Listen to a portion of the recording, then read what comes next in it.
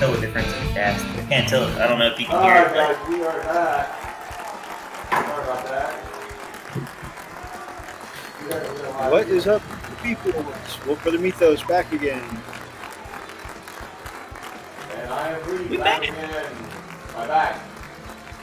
Back somewhere. Here.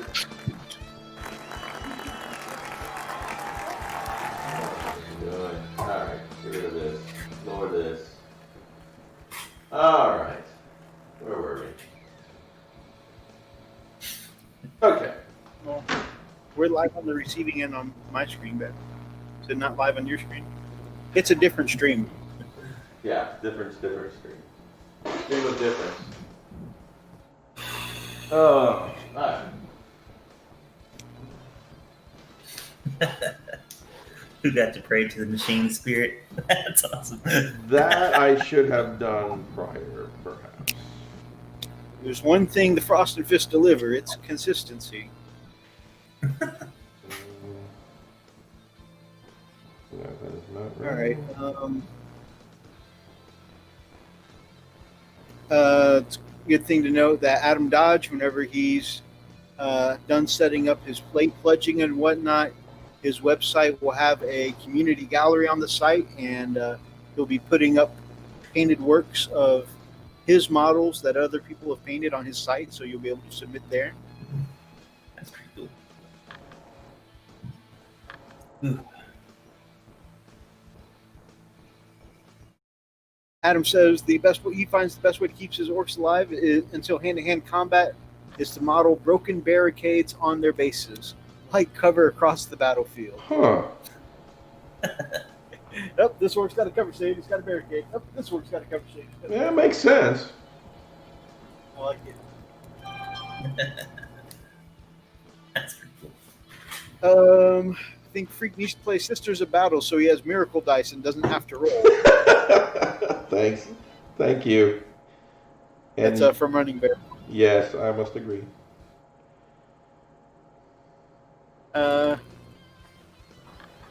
Then again, maybe he should not play Sisters of Battle because to make nuns cry for how bad the dice rolls are wouldn't be cool. Ow. I think Prince wrote wrong about that, Bear. He ain't wrong, man. This is what it sounds like. When nuns the cry. cry. Do, do, do, do. That's amazing. Terrible, but amazing. It's my life, bro. It's my freaking life. First, our Viking brother Adam Dodge says, personally, I'd be happy just watching him in the Sisters of Battle cosplay. And if we can get enough sponsors, No, it's not gonna happen. You need to stop, Mythos. You're gonna disappoint a lot of people. Anime Con. Come to Freak's booth to no.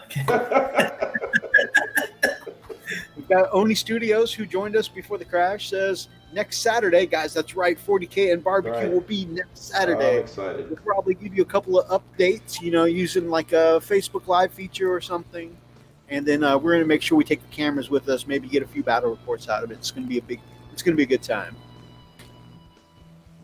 Hellwork says I've been painting, which usually we see Kit Brother Hellwork's kit bashing. Seeing him painting's a great thing. Don't let the different types of terrain scare you. Most of it's common sense. Right. Most of it is. There are some weird ones, like when you start looking at defensible terrain, and like we used the basics: barricades, ruined walls, ruins, cargo containers. We used the basic ones, but it's all the ones outside the box that scare us the most. I mean, we're going to incorporate all of them eventually, but like Freak said, we're going to add in a little at a time so we don't get overwhelmed. Mini War Mutt says, Wog! Actually, I'm finishing up another squad of Desert Angels. I want to say hello to Forge the Wild. Hope all is well. Be good. And then Yes. we went to get some tacos. Taco night. Very nice.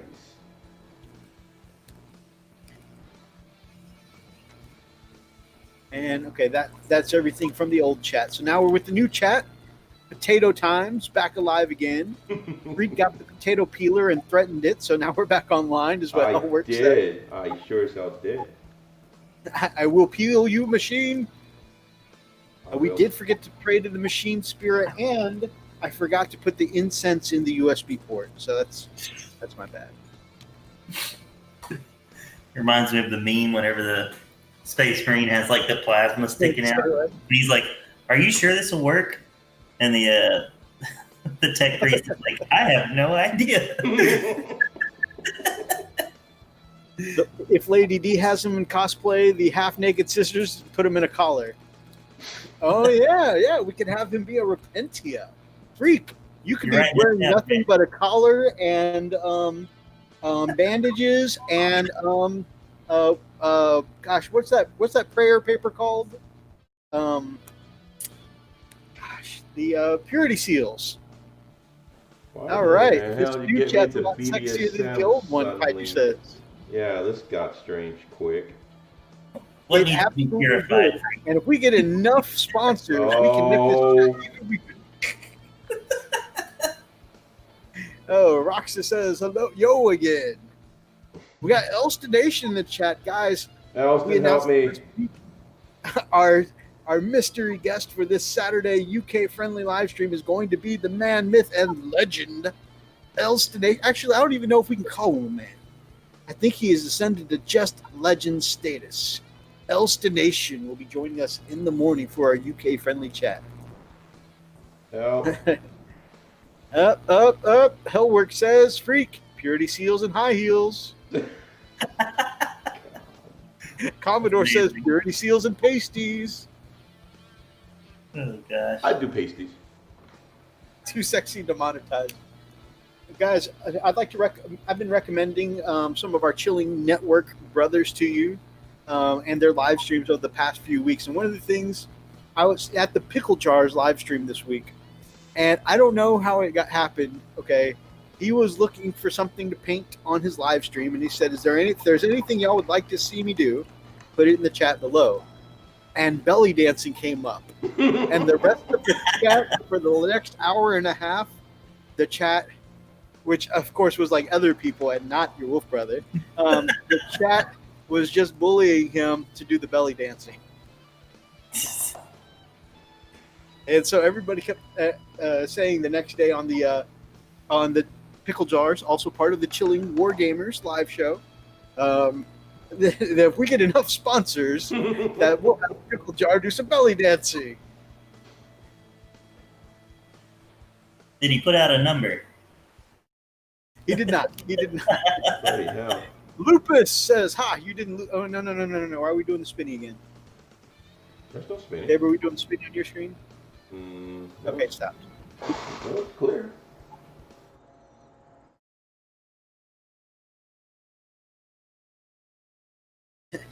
But that was funny. But what is enough sponsors? What is enough sponsors? So what we need is a collab of Pickle Jars and Freak to Running Bear says, poppin'. and Running Bear says, freak belly dancing in his Sisters of Battle cosplay. Oh, I just threw up in my mouth.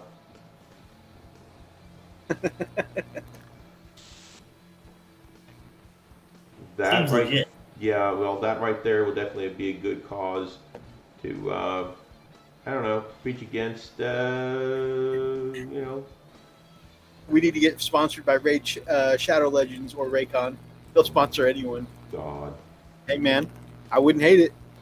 All right, so what are some, aside from, you mentioned that the terrain was one of your takeaways. What else would you just say that you took away? If you could improve one thing about your game, or even if you have a couple, what would you improve about your game the other day? Me? Mm-hmm. Both of you.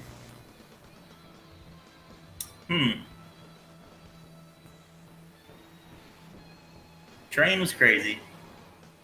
The scenarios was another huge thing that I think was very different from 8th edition.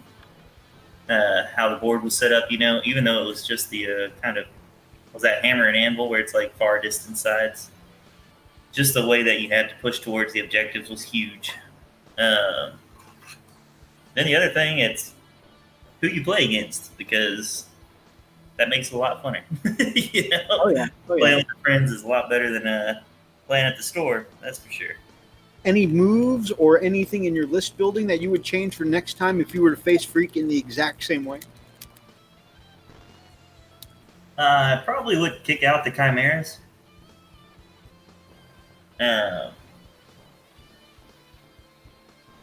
Take out the Chimeras. All right. So what's your thought process behind that for future Atlas? Well, future Atlas is going to try out some stuff next week, kicking out the Chimeras. But what's the thought process behind that? Turn 1 on both of our games, I still think turn 1. I can't say for sure, but turn 1, I'm pretty sure I dumped everything out of them, which might have been a good thing because, like I said, I went turn 2 on both of our games. But turn 1, I was like, you know what? The board is so much smaller, I don't need the transports. Because originally, whenever I built the list, I was like, man, I'll need to get upfield fast and take the objectives. And it ended up being, well, I'm going to sacrifice those Chimeras, just throw them up the board, and dump out what I need. But they did so little besides for absorb some damage. Do you think they helped keep your troops alive for that turn 1, though, before you got them out? With the way that the terrain blocked, not exactly. Okay. If it was a more open game, I would say very possibly. That was the initial idea. But the way the terrain is set up to where there's so much line of sight blocking, I don't think it helped that much. Like Freak, if you can remember better than I can, I think all you got to shoot was like 4 bolters or something like that turn 1. Yeah, I think it really. The only thing that I was able to shoot with was, I think, maybe my plasma, my help blasters. But no, I couldn't really. It didn't have line of sight, and I really wasn't in range. Yeah. So I don't think the Chimeras helped that much as far as turn 1 protection like I thought they would be. So this is kind of interesting. So I definitely can see the point there. So like some good positionals, where you are on the board can help save you points for future games by just utilizing those new terrain rules. But on the other hand, if somebody did the same thing like with your Basilisk, if they had some indirect fire that didn't need line of sight to see, do you think that could be a weakness for you? Here's the thing. Like, I knew I was playing against you and Freak, and I knew the armies y'all had. If I was just to go to a store or something, I might bring them. Knowing your opponent is a big deal. That's fair. But besides for Tau and Imperial Guard, I don't think there's tons of armies that do a lot of shooting that ignore line of sight. Whirlwinds are an option that Firstborn Space Marines have. I've got a Do they whirlwind. bring them? I'm not saying like, don't get me wrong, I'm not saying I'm gonna bring my whirlwind because he's gonna stop taking transports. And but the other thing is, like, yes, if you brought a whirlwind or something like that, you could kill some guardsmen. Right, that's a fair point. What would I kill? A squad? But you still can't target my commanders and stuff as long as I keep them castled, right? Right. That's what I'm in the car is. So, and I'm not going to dedicate a basilisk to guardsmen. No, you know what I'm saying? That makes sense. Actually. So, the thing I'm going to switch them with is probably Hellhounds, because they can put out more damage than a Chimera could, obviously, and they'll serve the same purpose of just running up and getting shot until they die. So if I could change anything, I'd probably kick out both Chimeras, take 2 units of Scions and a Hellhound instead.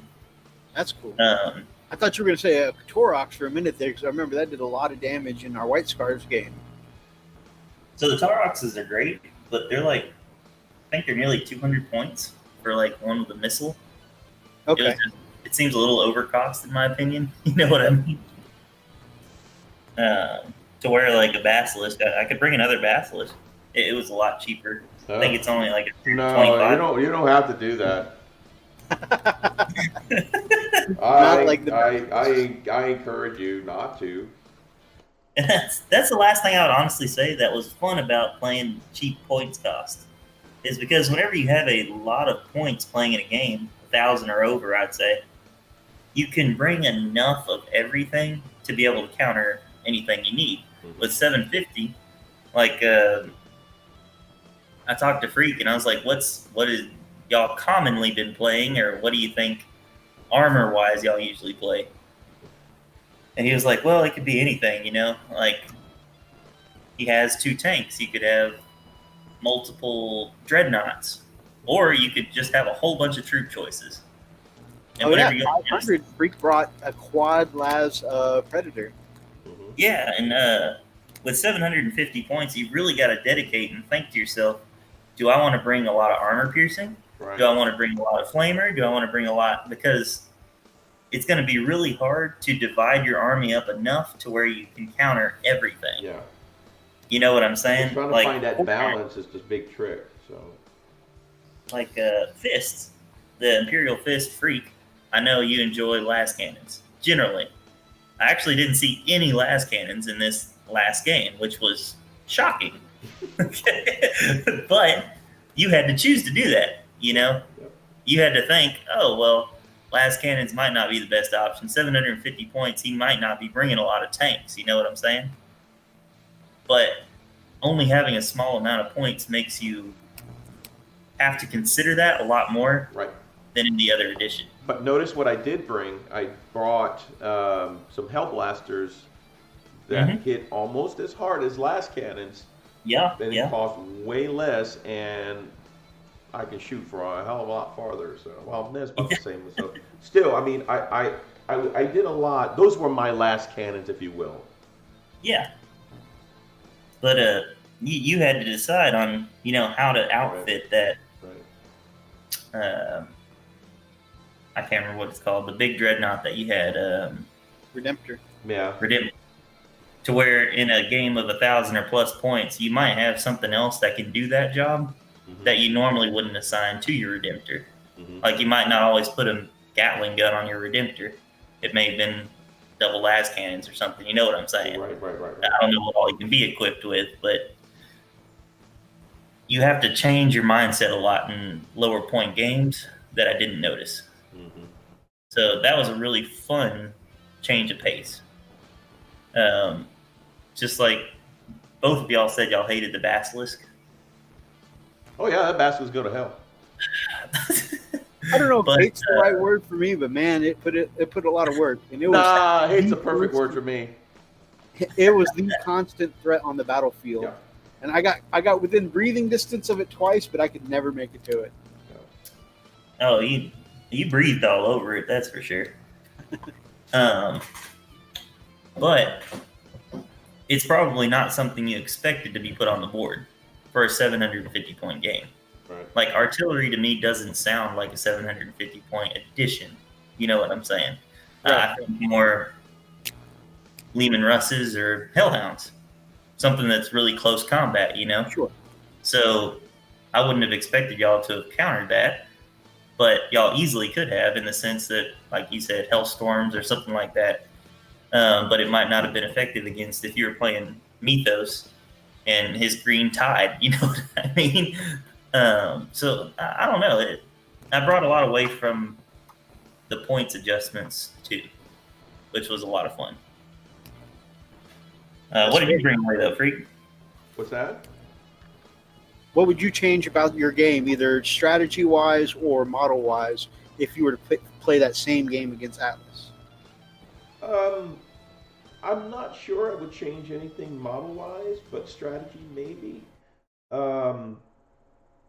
Because I'm still experimenting with my Imperial Fist, you know, and I'm trying to get as close to their, you know, to the way of, you know, to the way that their lore, you know, describes them as they are.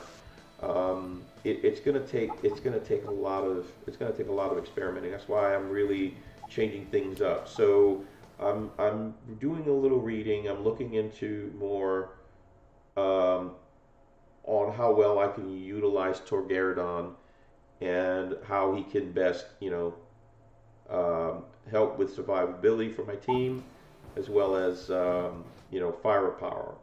You know what I'm saying? So I want my guys to survive longer because like I said, my aggressors did not survive. They took a nasty hit. I did not expect it all. I expected to go in there and have my Hell Blaster start, putting holes in everything, and that did not happen. So I was really disappointed with that, and then left Torgaradon pretty much unguarded because I was so busy trying to keep and maintain the objectives. So again, what can I do to keep them, to survive? Of course, certain stratagems and relics can help in some of those things. So just gotta play the right combinations for them also. But now you said you would have changed your strategy. Do you feel like you did something wrong there, though? I don't think so. I think maybe the lack of I think ignorance. I'll plead that for sure. Because this is the first time I've ever taken Torgaradon with me in any game. So I really was not familiar with the rules for it yet. So that's one thing. So you could have used the Signum Array a little more often. I think it was towards the end of the game. Exactly you realized right. he had the ability. Correct. But again, it's due to ignorance. Yeah, I mean, we're all learning, right? Right, and that's why I love these games because it helps us improve. But one thing, strategy-wise, I just want to kind of pitch at you and see how you feel about it. Do you think that if you had brought your Hell Blasters downstairs around the boxes to where you would have had line of sight on the Basilisk and lit up the tank with your Hell Blasters, do you think it would have made a difference in the battle? If I would have brought them to line of sight, maybe. I just know in the past that as soon as the Hell Blasters come out of hiding, that's the first thing that gets shot at. And that was in the back of my mind the entire time. It's like, okay, if I bring them out, because I did think about that. Right. But again, because of how favorable they are to, really cleaning up a lot of models, like they did. Because I'm telling you, the Hell Blasters did not disappoint at all. Oh yeah, they definitely put in the work. Yeah, They put in more work. yeah. So I don't feel that was so much as an issue as it was my aggressors. Yeah. Well, and that's why I was, wondering about that is because the things like your aggressors and stuff getting bombarded every turn with the Basilisk, that's why I was wondering if you think dealing with the Basilisk earlier in the game might have. Yeah, I honestly think, if I would have put them to say I would have just go ahead and kept them in reserves and then bring them in. Reserves might have been a really good option for the aggressors. I completely agree with that. Yeah, just something different. I probably would have gotten a little bit, but again, I was not familiar with the Basilisk. I didn't know what it could do. And hindsight 2020, honestly, I know better next time that if I see that or have an idea that you're going to bring that thing, I'm definitely sure as hell going to be bringing stuff in, putting stuff in reserve and bringing them out. And that's kind of the great thing about the strategic reserves is you can see what your opponent's bringing before determining what you're going to spend points to put in reserves. Right. Exactly. I'm going to catch up on the chat real quick. Yep.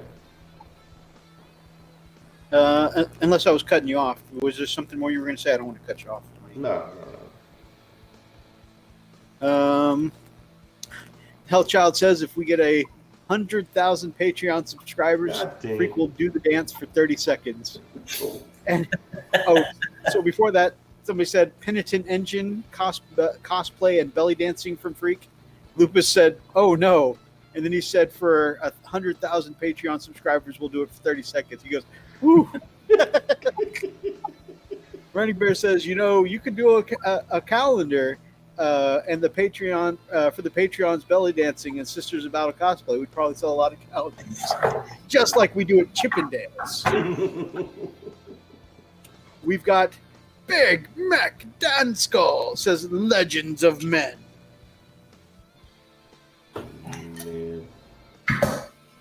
Augmented vision aids, targeters, etc. More blocking. Sounds legit. Meet those needs an English golf cap with the Frost and Fist logo on the back. Oh, that'd be cool. I would definitely take one of those. He's playing mind games with you, Atlas. He's saying, "Hell, I'm not going to bring whirlwinds against you," but I'm not saying that either. It's like I'm bringing my white scars and this whirlwind. Wait, I thought those are painted in your Space Wolf colors. It's on loan. They owed us a favor. Oh, man. Now, quick, someone tell me what a Hellstorm does. Don't forget to smash the like button. Thank you, Big Mac. Thought he heard the Lord Bacon saying Necrons. Oh, that would give freaking blues. Speaking of which, I just sent a box of the Indomitus Necrons over to my son Darian, so can't wait till he gets those in a couple of days. I just put them in the mail like before the show. At least they'll go to good use. You just want them to go to use in another state. Yes, away from us. Yep. Hey, freak! What Mythos? Hey, yeah, look, I got a new army to play. Oh. Those are Necrons. Exactly. You know, I am collecting a lot of armies, freak. You just never know when they'll show up and they'll be painted. Yeah. So there's gonna be probably an audition for personalities to replace the freak. Lupus says next game pinch Atlas's dice. That would change things up a bit. Whoa, that's a little weird there. I ain't pitching no other man's dice. Did you all do a battle report of the games, or are we just talking about it after? We did not do one of these games because it was just a first game for Atlas in 9th edition. We were kind of doing a learner intro game. But next week, I feel like this is a pay-per-view. Next week at 40K and Barbecue, we will be doing back-to-back-to-back battle reports featuring the White Scars, the Fists, the World Eaters by Oni, and the Imperial Guard by Brother Atlas. Yes. And when I get your Imperial Guard in the cage... Oh, God. Wait, Here we go. my bad. So right now we're just discussing some games that we had this past weekend. Like I said, it was a learner game. And, of course, it being Oni's learner game, it'll be his first 9th edition game. Actually, it's going to be his first game with his World Eaters. So we won't record that one if he's not comfortable. Obviously, we want to make sure that people get a chance to get in and learn. We don't just want to throw people into a battle. Welcome to 9th edition, camera. Like, we don't want to make anyone comfortable to learn. But you'll definitely get some battle reports from the Imperial Guard, the Fists, and the White Scars at the very least. So glad we had fun in the end. At the very least, that's the only thing that matters. Yeah, I'm pretty stoked. My orcs, I feel like.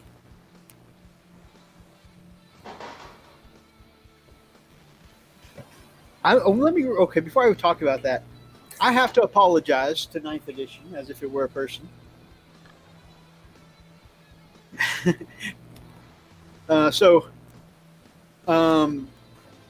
Last week or the week before on the show, I said one thing I really liked about, and this was after only 2 games of 9th edition so far. I said one thing I really missed about 8th edition and being able to use the cards and the numbered objectives was that it felt more dynamic. And I'm eating crow on that one because both of these games that we played with Atlas this past weekend were dynamic as hell. Yeah. Like for Freak and Atlas, the game swung back and forth so many times. Yep. It was a freaking pendulum. Like until that last round where Atlas just racked up 15 and, Freak happened to not be on the objectives. Till that last round, it was anybody's game. It swung back and forth so many times. And during our game, turn 1, you guys have probably caught on by now. For us, so far in every game I played 9th edition so far, because it's all about those objectives now, right? And not to mention, I'm playing mostly Malay armies so far. So it's all positioning that first turn. A lot of people are out of line of sight and whatnot. Everybody's trying to rush to the objectives. So Atlas and I, we both kind of spent a turn positioning. Atlas, first thing he did was at least one of Chimeras, maybe both. Hopped out of the Chimeras and screened off in a piece of terrain that basilisk because he could.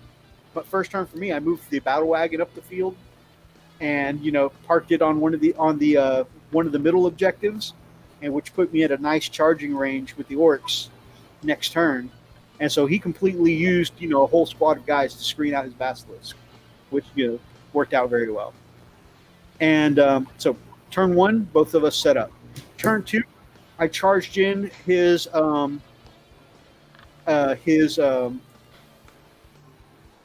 I wiped out the squad, but the way that he managed to screen, but this is one of those tactical things I mentioned that was definitely a lot more tactical than he used to. I can definitely tell he's playing against some more competitive people. He screened in a shape that made it impossible for me to consolidate back into the tank behind it. It was very well done. Really good screening. And of course, so I my charge stopped there. He screened. I killed the squad of guard, and then the very next turn, he just put all the guns on me. The other Chimera hopped out. I was in his deployment zone, so his 2 squads they had in reserve could infiltrate a strategic reserve into his own deployment zone, like right up on me, and they got that rapid fire damage. And in one turn, like not even using up all his guys, wiped out. I mean, just mulched through 20 guys. My 20 orcs from the battle wagon, and also the first turn. Not only did I kill those first 10 guys, but my warlord took out one of the chimeras, which blew up on me. Actually, we got some early wounds in because it blew up on me. Yeah. But then he came in and he just, like I said, mulched through all 20 boys. So I couldn't even green tide, and I was just blown away because I just needed one guy to survive. One guy. I had 3 points set aside for the green tide. I had 2 points set aside so that way I could auto pass morale. I just needed one guy to survive it. He just mulched through them, and actually used up fewer dice than I was expecting. And so, anyways, I'm looking at my warlord who was down to like half of her. Or she only had 1 or 2 wounds left. I think she had 2 wounds left because the explosion and then some of the last cannon shots. My battle wagon was down to about half health at that point, and my 20 boys were all dead. I hadn't brought in my commandos yet, and I'm looking, and of course, turn 2, he continued the strategic play. He moved all of his troops to where the whole front half, like actually it was kind of an L shape. It was like the whole front half of the board and half of my own side of the board. There was nowhere to deep strike because he had screened out so well. There's nowhere to fit my dudes for deep strike except for one little corner in the back. And I was like, either I could go on the other side of the ruins and they would never make it into the game, or Freak happened to see, hey, what about this spot right here? I'm like, I don't think that'll fit. And then I ran the measuring tape there, and I'm like, oh, hey, they will fit in this one little strip here. And I was looking at the board, and I'm like, man. It got salty. It was a salty moment. I'm going to play it through. Yeah. I'm going to play it through, but I don't think there's anything I can do at this point. I had my warlord, my big mech, 1 squad of commandos. My dreadnought was also down to 1 wound.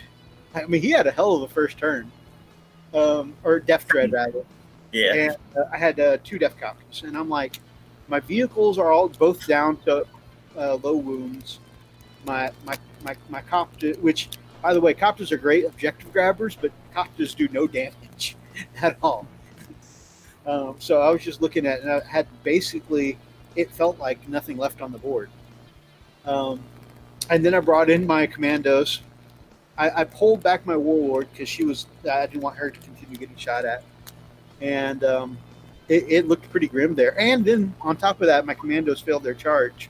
So I'm sitting there, just sitting out in the open. And my battle wagon is the only thing kind of screening my warlord. So if you mulched through my battle wagon, that would have been it for the warlord. And it looked pretty grim. And I I was like, I'm not going to call it. I'm going to play it, but I don't feel like there's anything I can do at this point. I said, but we'll go with the slow death. I was convinced that Atlas had the game in the bag. Yeah, he beat getting tabled, that's for sure. So he did not get tabled. Oh, I definitely, for sure. And that's another cool thing is that the game continues on even after you get tabled. So it's can they get enough points after the fact? So, and I do have some pictures. Unfortunately, so we're having hobby night. We don't have it set up to where we can show pictures tonight. I do have a couple pictures of the game that will flash on the screen manana. Orcs in a can got smashed. Yeah, the Death Dread, like I said, got dropped to 1 wound turn 1. And it actually did surprisingly little damage. Like, its missiles, I had spent the shiny gubbins and command points to have it hit on 4s. It missed all of its missiles for 2 rounds. It got into combat and I think got 2 hits in on your Chimera or whatever. But the Chimera just kind of drove off and ignored it. Like, I did so little damage with that thing. The big thing was,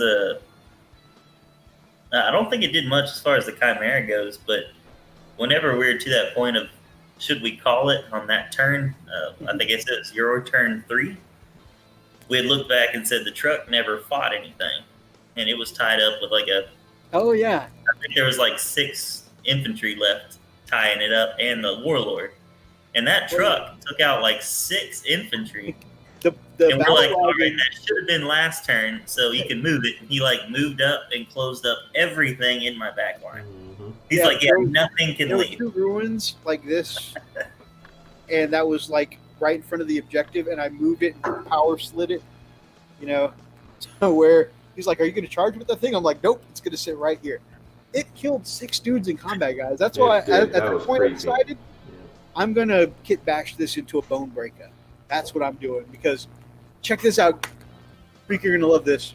This is a vehicle, right? And not like a dreadnought. This is like a land raider, if you will. This battle wagon, it's called a bone breaker. It's a special kind of battle wagon. It's got the death roller on it. So imagine a steamroller with blades on it. Oh right? My God, yeah. Okay. It gets It gets a whole bunch of extra attacks in on the turn it charges, and it's got like a weapon skill of 2+, and it's like strength 8. It's ridiculous. It is a close combat land raider, so to speak. Oh my God. Isn't that ridiculous? Is that the one with the ball on it too? The swinging ball? You can put the ball on there, but I think the ball. Yeah. I think the roller is so good. I don't foresee there being a point paying for it. I might. Oh, okay. So it gets 6 attack base plus D6 attacks, freak. Thank you, Lars. It's a good thing I have an orc expert in the chat. Yeah, plus D6 attacks, freak. Yeah. Crazy on 2+ strength 8. I'm calling in sick that night. So I think that's another thing that's going to be as viable of a threat as my war boss. So I think that's definitely the direction I want to go with that transport. And then on top of that, it's already a beat stick by itself. But imagine it letting out things like my knobs or my mega knobs. Yeah. Huge. So it lets out the party, and then it goes to work by itself. And then much like a land raider, it's toughness 8. So it's going to be hard to bring down unless you use something like meltas or las cannons. So it's good stuff, man. Or bastards. Really. Until it killed those 6 guys in combat, I didn't think about kitting it out for close combat. I was like, wait, a regular battle wagon just killed? Yeah. And I would say the wagon actually did work. Like, it might not have killed a ton of things. Yeah. But just the ability to kind of screen off targets, it actually did a lot. Yeah, no. On the cool was like unexpected MVP, but like the true MVP was definitely my sexy war boss lady, courtesy of Gamecraft Dragon and Lady Dragon. We even had an epic moment at the end where your company commander pulled out her plasma pistol, overcharged it. What was the quote you said? I can't remember. I think it was something like, "Now die, you foul beast." Yeah. And successfully rolled the overcharge and the wound, and then she made the 4-up invul save, smacked it away with that big old axe curse. There she is. My camera's terrible, but So that's a company commander that he got from Hero Forge, and I painted up for him this weekend. yeah, obviously the light does not do it justice, but pretty epic. But anyway, you're going on to turn 3. But is it artillery? Fellow Imperial Guard player in the chat, brother Ethan. It is not artillery, so I feel you there. And I don't know. It'd be interesting to talk to another IG player because, man, I have a lot of vehicles. I'm still trying to convince brother Ethan to come back. Maybe as a fellow Imperial Guard player, you can help me convince brother Ethan to come back. Baby, come back. Man, yeah, you need to. Guard is actually fun to play now. I promise you will not lose every game like in 7th edition. 7th edition, Guard was just there to get shot. 9th edition, we're actually having fun now. Come back. See the light. The Emperor doesn't actually protect, but the Guard is there to protect, all right? So just come back to the Guard. We have cookies. Guard is doing really well between mechanized lists and then mortars with the indirect fire. Because that's another thing. Same thing you were doing with the Basilisk. Obviously, the Basilisk is awesome. But the indirect fire you can still do with like heavy weapons teams and mortars and still get that same kind of, hey, I'm behind some ruins. You can't see me. You can't see me. Oh, this is why I married you. At the exact same time, she was doing the John Cena. That's awesome. 7th edition, Am I Meat Shield? Exactly. Yeah, Guard is good stuff now, bro. Guard is doing real well. So I don't think anyone went over their list. So I know everyone's just kind of seeing this blindly played out. You know what I'm saying? Sure. You want to talk about what you brought? Oh, let's finish talking about how our game went. Yep. And then we'll talk about what we brought. Tell us what you brought first, Mythos. Okay, so what I brought was I brought my war boss, who was the biggest boss with Might is Right and the Killer Claw. So completely kitted out for killing stuff. Mech with custom force field. A big mech with custom force field. I brought 18 boys. And put them all in the battle wagon. And then I brought 10 commandos with the boss knob. Boss knob for both the boys and the commandos, so I could get some extra power claw goodness. 2 death copters and death dread. That was it for me. Death copters. I really feel like that was definitely a moment that changed the game when I parked the battle wagon outside your deployment zone and made you go around the ruins to get to the objectives. That was one. I won very narrowly in the end. And that one turn that we weren't able to get to the objectives on turn, I think was huge. Oh, it definitely was. And the fact that you managed to do one more damage to the battle wagon, and you could have shot at my warlord, or if just so many more things. If one dice roll was slightly different, Yep. And the battle wagon's base is so large. If it sat right on top of an objective, unless you were on the sides of it, you still couldn't get the objective. Oh yeah. That came into play. He got into combat with my battle wagon, and he was like, "Okay, I'm in base contact with your battle wagon. I got to be sitting on top of that objective, within 3 of that objective." And we lifted it, and the objective was towards the back end of the battle wagon. So when I lifted it, we measured, and he was almost 4 inches away from it. So it was like ridiculously big. I was like, "Come on!" That was such a clutch moment. But looted basilisk. Just saying, if you can. Unfortunately, looted vehicles aren't really a thing anymore. But definitely sounds fun. I've seen so many good kit-backed vehicles, and a lot of people do still do looted vehicles, but they use it as it counts as something else. Looted basilisk as a gun wagon or something like that.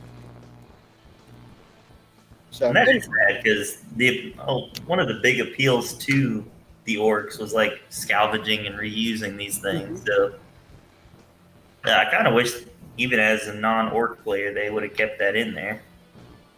yeah, it's definitely a neat mechanic. What did you bring, my brother? So I was playing Catachan, so yeah, that was a reason it was really neat playing against the orcs. You know, stereotypical Catachan versus the orcs.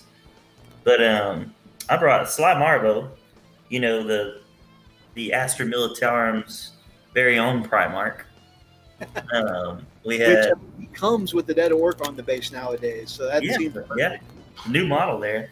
Which once again, I know you can't see it, but Mythos painted up the old Sly Marbo model for me, and he did such a freaking good job on the face. Because if you go and look up like metal Sly Marbo, his face looks goofy as all get out, but he fixed it. He definitely fixed it.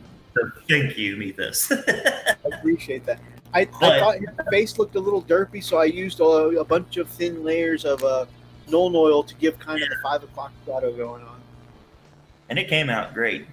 But we had Sly Marbo, Company Commander, Sergeant Harker, which, if for the Guard players out there, it's a huge deal. Rerolling ones just for being near him is huge. He was a good force multiplier, but he himself with that, what is that triple shot weapon he's got? I think it's called Payback. It's basically like a heavy bolter with double AP. And it's pretty. It put out huge damage all game, every game. And, of course, like I said, the force multiplying, that reroll ones on Guard is huge. Awesome. And I guess the weird thing that you were probably pointing out, he said I brought 5 units of veterans, which in my opinion was a huge deal, hitting on 3s versus 4s and 5s. But, oh man, it was I actually really enjoyed playing the veterans. I'm definitely going to keep that consistent. And lastly, you feel like the points difference was worth the exchange for the hitting on 3s. Totally, definitely, especially playing with Sergeant Harker, because then you're only missing on 2s and re-rolling 1s. So that ability to be able to re-roll and have a higher chance of actually getting the points through was a big deal. To where if you were even hitting on 4s, just being that re-rolling 1s, the 2 and 3s are also misses, was big. Then I had 2 base chimeras and a basilisk, where which I think I did this right. I hope I did. Guard players out there, help me. But I passed on a warlord trait to give the basilisk a full payload, to where instead of it's a D3 to wound, it's auto 3 wounds, which I think played a huge thing in both the games too. Because anytime you roll D3 damage and roll a 1, it's like the most irking thing in the world. Oh yeah. Yes, 1 damage. God no. But yeah, that was my list. There was quite a few bodies in comparison to most lists. Even I think I even had more bodies than technically you had playing orcs. Yeah, for sure. 40 bodies, right? I had a squad of 20, a squad of 10, so I had maybe max 40 models. Yeah, and I was upside of 50. Yes, you did the most bodies. Yeah. As a good Guard player should. Like a good... Brother Ethan says that sounds awesome. But man, I'll let you keep telling the story, but it's close. So turn 3, you were deciding on what to do. Decided to keep playing. Right. You guys in. Withdrew my warlord, and I didn't score that many points that round because you had pulled one of your chimeras around back to sit on my back objective. Yeah, which I remember was big, and you had moved up your squads to take my side objective away from my def copter. So I lost 2 objectives during your turn. I think the only one I was holding at that time was the one that my battle wagon was sitting on at the beginning of that turn. and then moved up and blocked off one of yours. And I think it was sitting within 3 of your objective. That was at the bottom of my turn and blocking you off. Yep. From the I think so you're right. I think denying you those points there was helpful. But after that, things turned around because the very next turn, the Warlord went back and dealt with the Chimera. The Chimera, by the way, nobody thinks of Chimera as shooting, but the Chimera killed off a couple of commandos during your turn. That was kind of cool to see. You had it equipped with Stubber and what else? No, it was a multi-laser and the heavy bolter. It was base guns. Yeah, I think the heavy bolters would wipe out a few, and then I think you pinged off maybe one more with the multi-laser. But that thing actually put out some pretty. I mean, not a lot of things are going to die to a multi-laser, but it actually took out a couple more commandos than I was expecting. But because I had failed to charge against the Chimera, I had moved them up the board to deal with one of your infantry squads close to your basilisk. And they wiped them out, but I knew that was going to be a sacrifice. I was like, I can try and make it into the tank, but if I don't consolidate, which I didn't because you screened very well, if I don't consolidate into the tank, those lasers are going to light me up next turn, which they did. But then my war boss went over and knocked that Chimera, which thankfully did not explode on my on my back line. And that's when I was able to start getting points back between screening her with the 2 Death Copters and getting you off my back line, and then having the battle wagon sit on an objective. Being able to start racking up points was big for me. Yeah. You got the battle wagon down to 1 wound, but it sat there on that objective for a while. It's hard to dedicate any shots like the basilisk or something to something that only has 1 wound. Yeah. You don't want to do it, you know? You're like, hopefully it'll get picked off by something. And I think the company commander ended up taking out the battle wagon. Yeah, with the plasma. Yeah, the plasma pistol. But, man, it weathered a lot more than I thought it was going to at that point. And then Sergeant Harker got the killing blow on my war boss, who at the end moved up and killed your second to last squad of infantry, denying you another objective. Yep.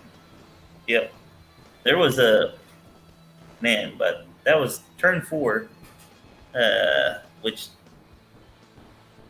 can't remember exactly without photos being there and everything. But Mythos made the charge, only had 6 attacks with the Warlord. There was an 8-man unit holding the objective. And I was like, all right, worst case scenario, he'll probably kill like 5 of them, right? Man, she went in there and killed all of them. Like, rolled 2 6s, 2 more hits, 8 wounds, no save, whole unit. That was the best I've ever rolled for her, by the way. And it was awesome, though. And I have to say, I did see the benefit of playing Evil Sons, as was recommended to me by our brother Darren and actually several of our other viewers. The benefits of rolling Evil Sons, but I really enjoyed playing Goths this weekend.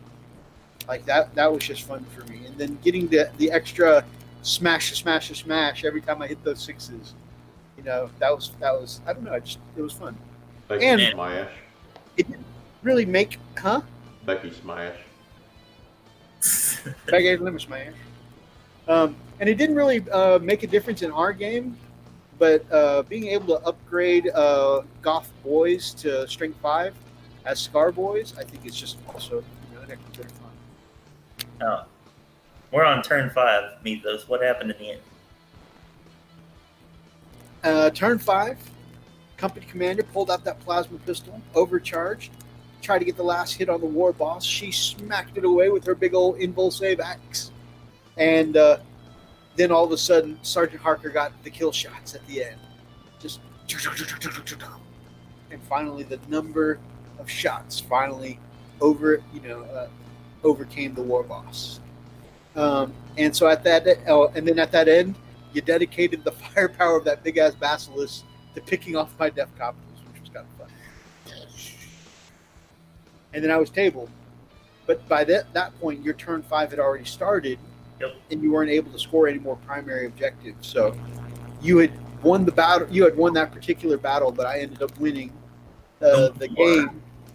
This is how close it was, ladies and gents. On a scale of 100, remember that there's a potential 100 points scored per game. Each of us, I scored 33 points. He scored 30. It was so neck and neck. Like so many little things that could have changed to change that victory. Got some chats here. Again, Brother Ethan says that guard list sounds awesome. Running Bear says, Mythos, what do you think about Roman Reigns being managed by Paul Heyman now? I think the heel turn is good. I kind of enjoy seeing Roman Reigns as a bad guy. I am not going to go too much into this because if you like Roman Reigns, that's awesome. More power to you. I'm not crapping on anyone who likes Roman Reigns.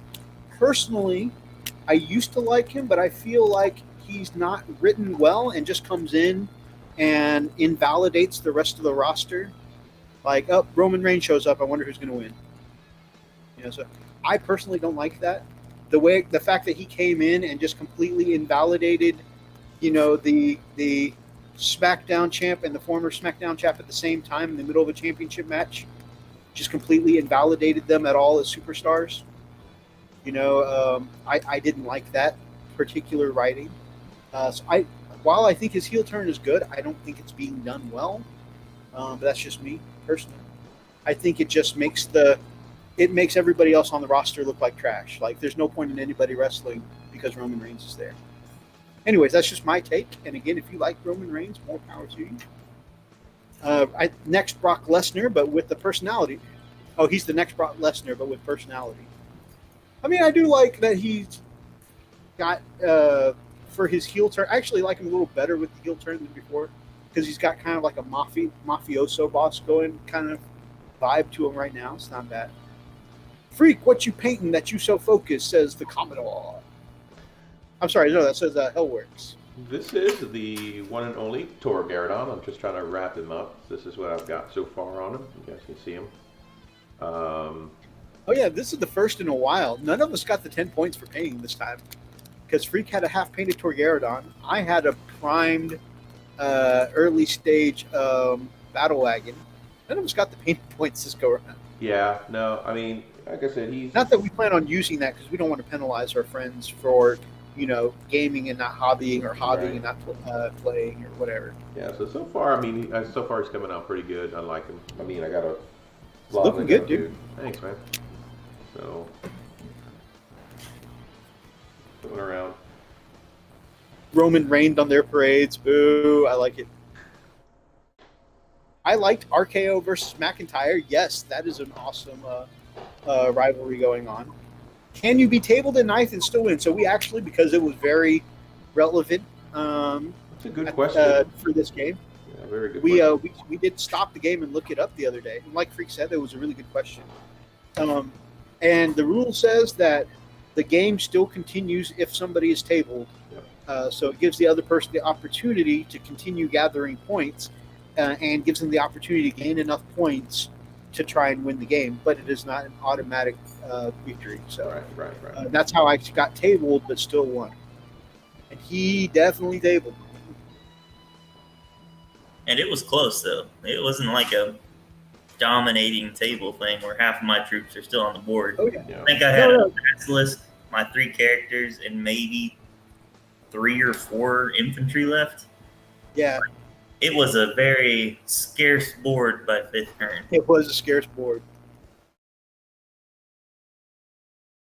But I think the final points were like 33 and 30. Yeah, 33 to 30. It was so close, man. So many little things. So close. Now, I'm sorry, I got to wrap it up here pretty soon. What would you have changed? We'll be closing out right at 11 today. What were you saying? What would you have changed about your list if you changed anything? What would I have changed?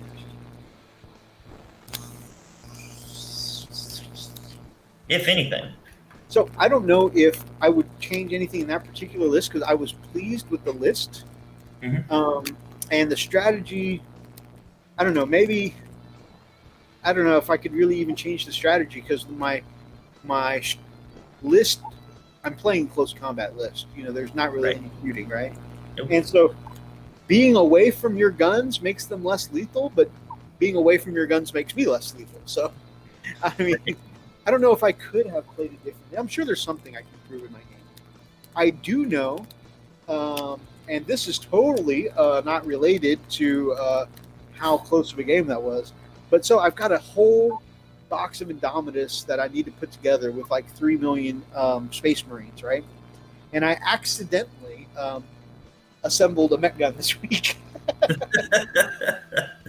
because I did feel like I'm pretty happy with the close combat portions of my army between what I have now and what I have on standby. On standby, I still have Mega Knobs coming, a War Boss on bike / Death Killer War Trike coming. So I've still got even more close combat elements. I've got a Gazgul that is still on sprue right now.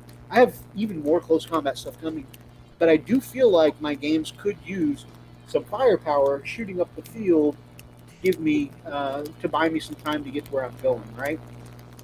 Also, the Bone Breaker, I think, will be a badass addition to help me both transport and survive, but also I think having another big melee threat that is not my war boss, I think it'll let me have a threat on multiple fronts, right? If I can do that threat on multiple fronts thing, and I can do some artillery down the field. Goblins hit on 4s, not 5s, which is big for firepower. So that puts me up, the Goblin guns will put me up to basically Imperial Guard accuracy, right? They hit on 4s as well, don't they? Regular guardsmen, yes. Okay, so yeah, so I think that'll give me help me even the playing field if I get a little bit of firepower. So I've put together one of the GW ones, and Freak has ever so graciously agreed to print me a couple more, which he's awesome and very sexy for. So I think I'll have a little bit of Goblin firepower running around. Also, I watched a video from 6 Plus Stevo that I'd seen before, but now that I'm interested in mech guns, I rewatched it, and he based his mech guns on little like dioramas, so that way you're not having to pick up 6 bases of goblins and the gun and move it around the field, and it just seems like it would just be a bigger hassle to set up and put away whenever you're playing. So I'm going to base mine too. I ordered a couple of 120 by 90 bases, like you use for oval bases, like you would use for Dread Knight or something like that. And I think I'm going to do like him and just make a little mini diorama with the 6 goblins already on it, which will be wide enough that it will still be approximately the size of the base plus the goblin bases, or the size of the gun plus the goblin bases. So, does it need line of sight? There is a version that needs line of sight and a version that does not, and I think I'm picking one of the ones that are still line of sight.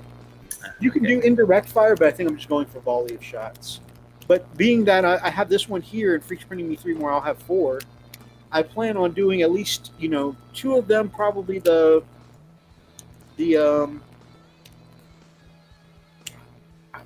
custom mega blaster, whatever it's called, and the 2 of, or I might do one as a smash gun, and I might do one as the indirect one. So I'm gonna take a look. Get some Try some flash kits; they can be fun. The only thing is that flash kits hit on 5s instead of 4s, which is great if you're running like Bad Moons and it's the shooting focus. But I don't know. I like playing a balance of melee and shooting with orcs. Oh, right. Lavas are a Legends unit, which, I mean, we play Legends, so it's probably not that big of a deal. Yeah, Lavas is the one I was thinking of, Lars. Thank you. I don't know. I kind of like the accuracy of the goblins hitting on 4s instead of 5s. I might try some Ludas or flash kits later, but I think right now my shooting portion is going to be the mech guns. But that was a great question. Freak, want to talk about your list and what you had brought to this game? Yes. Yeah. Do it now. Sweet. Of course, you would ask me while I have my airbrush in my hand. Oh, sorry, my bad. Let's see. Bet you I could name it off the top. I bet you could. Uh-huh. So I mean, it was a pretty shooty list, of course, but I wanted more boots in the ground. My last game that I played with Mythos, I took the Predator, and I really wasn't sure that I wanted to sacrifice the points because the Predator, yeah, has 4 last cannons, so that's all great, but it really didn't produce as well as I thought it would, and eventually it wound up no bueno. So real simply, I actually brought only 730 points, 731 points. My HQ, of course, was Torgaradon, and of course, he already comes equipped with his normal stuff, his grab gun, his hand of defiance, and all that good stuff. I did bring one for my troop choice. I brought my intercessor squad. And I spent the extra CP point just to make them veterans. I think that really helped. The only thing is that they definitely got boinked by that stupid, whatever the hell it's called, but I keep forgetting what it is. And I don't care. Yeah, see, my mind's trying to not remember. That hurt so much. For my elite choices, I brought one aggressor squad. Of course, they're all with the Stormbolt gauntlets. And again, they didn't last as long as I'd like them to. Did bring my Redemptive Dreadnought. It did pretty well for the most part, but it eventually did get taken out. I mean, it was a back and forth fight for sure. I think a lot of the action took place between 2 and 3. Now, question: if you think you had brought the last Predator instead of the Redemptor to hunt that Basilisk with the last cannons, do you think that would have changed your game? Maybe, but the thing is, I'd still have to run that Predator all the way on the other side of the board, which I probably would have gotten it because he had a lot of foot-slogging soldiers. So that might have helped. Hard to say. Yeah. Yeah, but that might have helped. But again, at 14 inches, I don't think I would have gotten us that far. So he could have blasted it right out of the board. Well, think about this though. Yeah. You wouldn't have had to go on the other side of that ruins per se, if you had just gone to the side of the ruins, right? Right. Go on the other side. One of those ruins were line of sight covering. So if you'd gone around the right instead of the left, you could have just gotten an angle on it. Right, but he had 2 chimeras at the time. That's also true. Like I said, it's hard to say. Yeah, 2 chimeras were guarding that flank, which I think he did a good job. That's why I didn't move in on him. Yeah. Masterful play. Very well done. And so that's why I didn't move in. I concentrated more so on the objectives and then expected to draw him in, which I did, but his little sly creep definitely hurt. So definitely made a mess of things.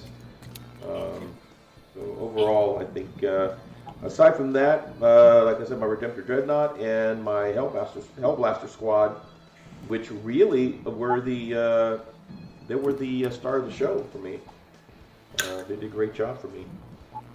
The Hellblasters did do an awesome job.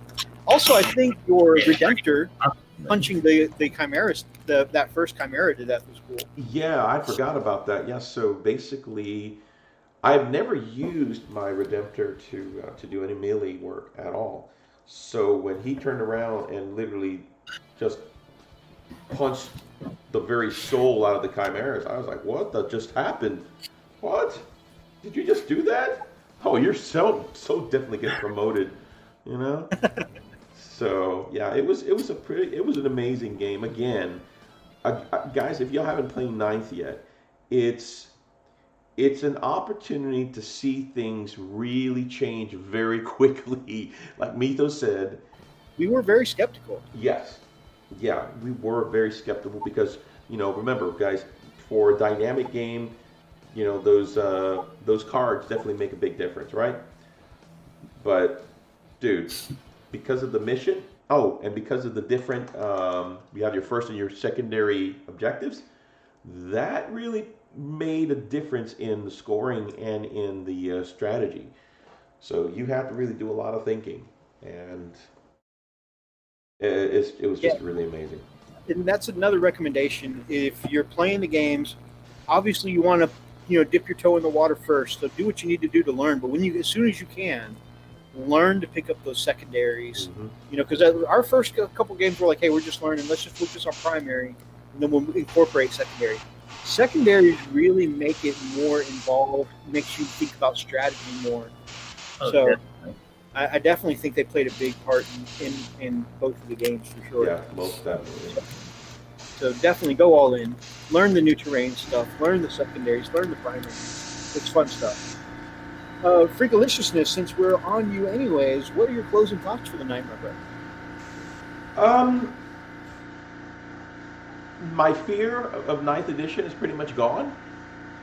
Yes. I'm embracing the changes. I'm embracing the smaller tables. I'm the kind of person that when I play a game, if it goes too long, I'm willing to just give somebody the finger and say, okay, I'm done. I just don't have the longevity, I guess, if you will. I'm just old. I just can't do that.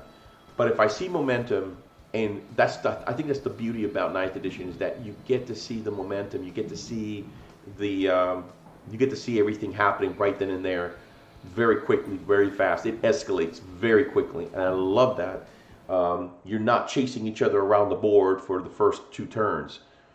Fantastic. I absolutely love that part. And I'm really looking forward to our 1,000-point game next week. It's just going to be really, really good. I'm excited for ninth. By any chance, I'm not saying I'm a professional or do I know all the rules of ninth edition. We're learning still, but for the most part, I'm thinking we're getting a good handle of it. So we'll see what happens. That's awesome. That's awesome. Atlas, closing thoughts and your overall feel about your first 2 games of 9th edition. Man, kind of the same as Freak was saying. Like, I'm actually really happy with Knights so far, from what I have seen with you guys. But I'm really excited about getting a 1,000-point game in. Just because from our 750 to 1,000 points, the table size isn't getting any bigger. So it'll be interesting to see how it feels on that smaller board side to add 250 more points. Absolutely. And what all's going to entail to that, So it ought to be a lot of fun. Absolutely, for sure. I'm really, really stoked. Lars says, Flash gets hit on 4s if they don't move. I didn't know that. Getting the extra shooting in with Flash gets is nice too. Says Running Bear. The Pale Orc says, my Wolf Brothers. Oh, damn, finishing up. I'm sorry, man. Yeah, we were just calling it night. We were trying to call it quits right on time tonight because we've got our Saturday show tomorrow at 10 a.m. U.S. Central Time, or over in the U.K. and large parts of Europe at 6 p.m., 4 p.m., don't give you the wrong time, 4 p.m. U.K. time, 10 a.m. U.S. Central. So having our UK-friendly show tomorrow, and we're going to have a good time. I had a blast getting some games in with Freak and Brother Atlas. Always have a good time hanging out with you guys. I've said it before. Freak and I have both been of the opinion Atlas is one of the nicest guys to play 40K. And Lars, too, man. You guys are just like the kind of genuine, nice guys like I try and emulate, but like you guys are the genuine, the real deal.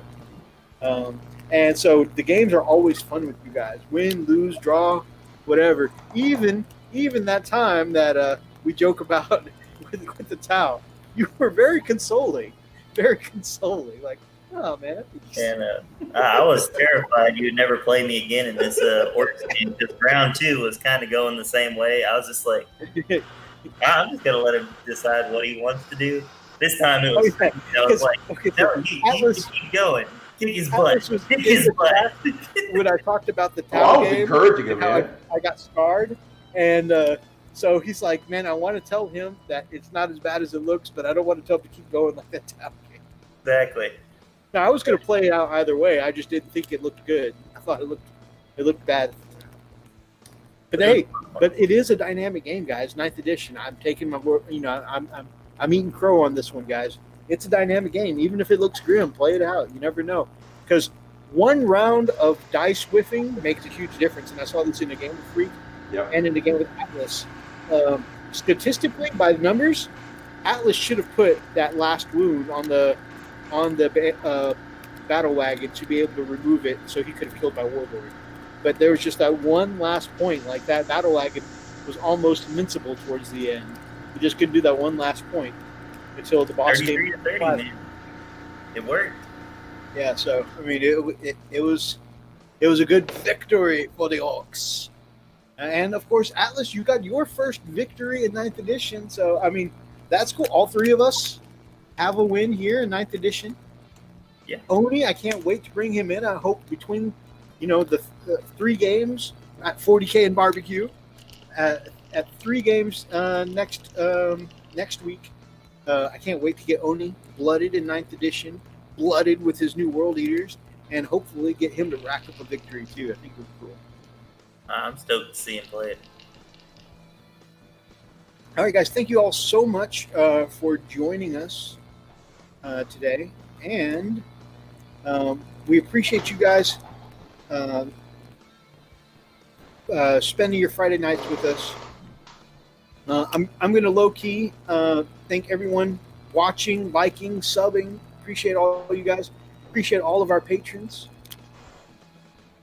I appreciate all of our blood claws, including Wybird Miniatures, Heinrich Botha, Running Bear, Brother Richard at the Nerd Life, Big Mac Danskull, Brian the Mini Warmutt, Big D the Gamecraft Dragon. He's got a big D. Chief Live Gaming, Inquisitor Zane, and Zach the Crimson Painter. Appreciate all of our Grey Hunters, Brother Roxas and Kaiju Shorts.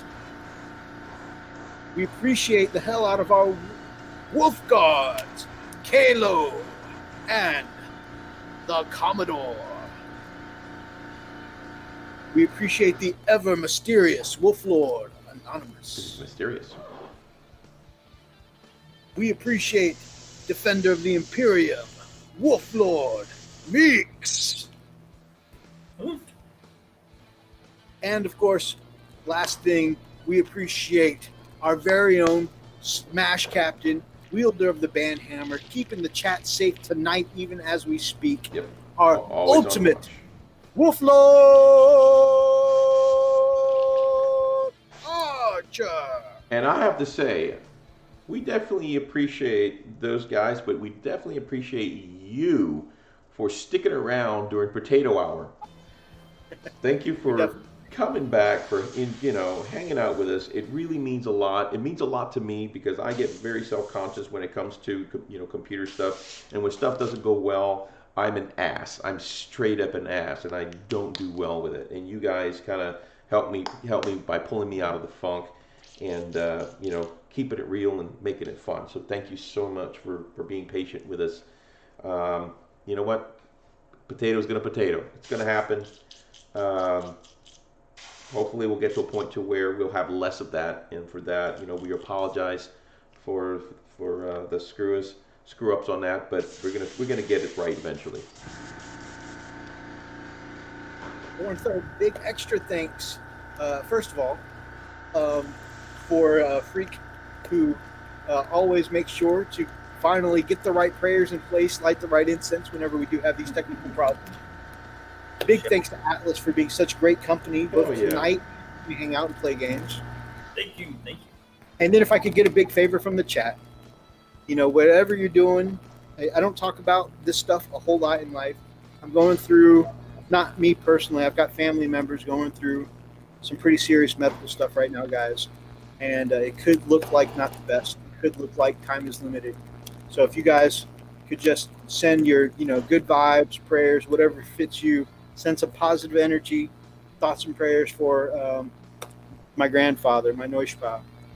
He's not looking too good right now, and it's been emotionally taxing on me. I got a shitload painted this week because when I stress out, I don't want to do anything.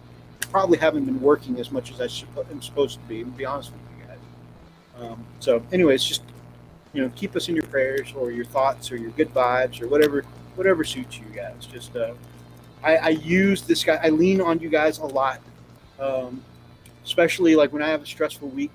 You guys spending my Friday nights with you guys helps me to distract away from bad things, and you guys help me keep it positive, light, tight, and bright. So I'm not going to harp on this too much, but man, I appreciate the hell out of you guys, and I'm stressing on the inside, and you guys making my weekend that much better. Definitely our Warhammer family, definitely. Yeah.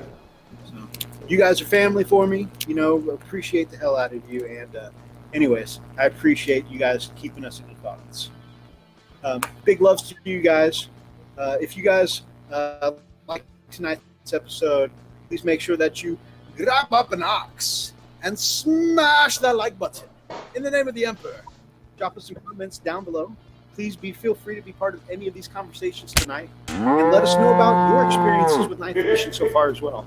And if you guys are not yet subscribed to the channel, then this Fricalicioso, I'm sure Brother Atlas would appreciate it too. Certainly. Please do subscribe. And this guy would love to have you as part of the pack, honestly and truly part of our hobby family here at the Frost Fist. Until next time, guys. Stay frosty.